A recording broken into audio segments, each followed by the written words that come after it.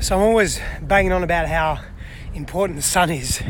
Pretty sure I found out the other day that you have to be at least 4 or 5 hours in the sun, at least 65-70% of your body uncovered to actually get the full benefits of vitamin D. Anyway, goes to show I still like the sun. I still think it's healthy for you. I think excess anything is probably not too healthy for you, but I'm going to stick to my story about getting my vitamin D. Anyway, I just finished some training and I want to talk about judgment. I want to talk about this concept and this notion that we have around judgment and how we get so caught up in judgment and what actually is judgment. And so let's go into this for a moment. There's healthy and there's unhealthy forms of judgment. Essentially the brain, our understanding of this cosmos, of this reality of consciousness, who we are, it helps us understand ourselves through judgment. It keeps us safe. The brain keeps us safe through compartmentalizing its reality or its environment, through judging what is useful and what is not, through making judgments on what is safe and what is not. So essentially the brain keeps us around long enough that we may engage in spiritual wisdom, spiritual gnosis, love, adoration, relationships, building businesses, service, expanded awareness, knowledge, consciousness, bliss, existentialism, and the rest of it, right?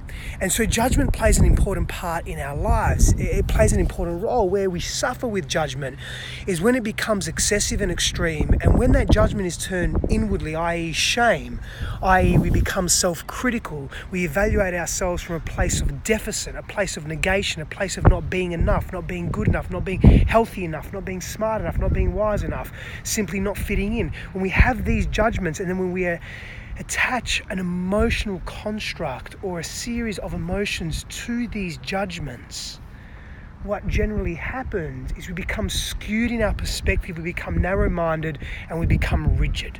And so we lose an opportunity to be more connected to the whole perspective, the whole, or a greater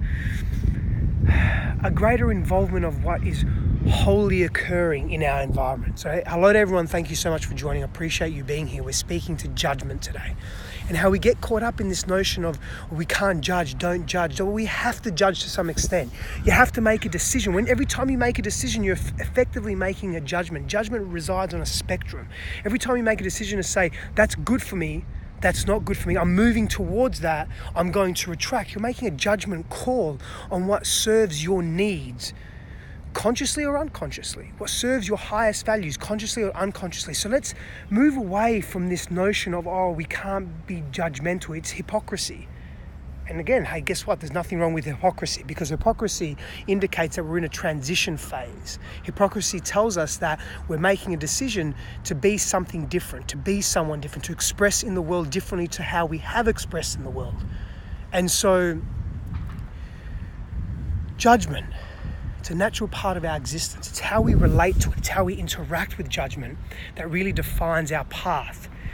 And so I just want to say to you, don't get too caught up in this non-judgment thing. Practice acceptance.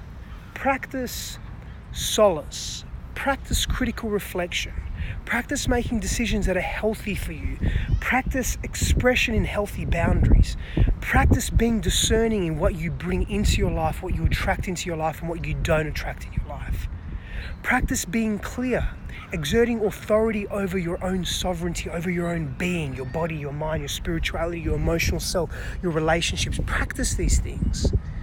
Be mindful and aware and attentive to when you are being hypercritical, when you are losing yourself in a sea of negative thought and negative self-speak. Be mindful of these things. Notice where you're being excessively judgmental on that spectrum.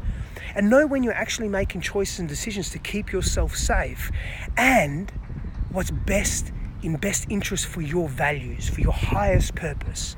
So when we take action with what's alignment to our highest purpose, and we do that consistently every day, we cultivate this foundation of meaning and fulfillment.